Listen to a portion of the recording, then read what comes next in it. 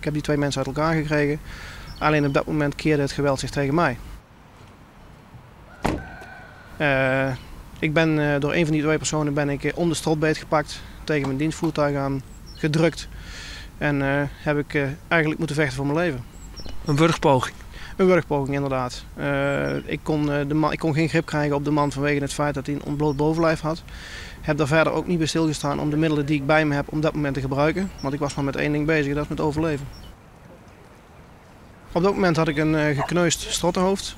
En ik had een been wat aan mijn onderbeen was gekneusd. Hoe ik daar aangekomen ben, weet ik niet. Waarschijnlijk door me te verzetten of door weg te komen. Maar het gekneusde strottenhoofd heb ik wel het meeste last van gehad.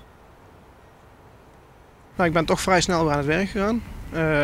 Maar kom je op dit moment bij soortgelijke situaties, ja, dan ben je toch wat alerter en kijk je toch op een andere manier naar die situaties dat je voorheen deed. En hoe dan? In die zin dat je toch wel gaat opletten van, nou ja, ik heb al eens een keer eerder zoiets meegemaakt. Dus ja, wat kan er nu weer gebeuren?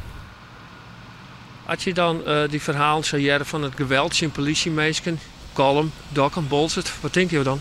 Ja, maakt je kwaad. Er zit toch weer iemand met zijn vingers aan je collega's. En het is gewoon heel erg vervelend om te horen. Dat willen wij met z'n allen niet. En we zijn er om de burgerij in dat opzicht bij te staan.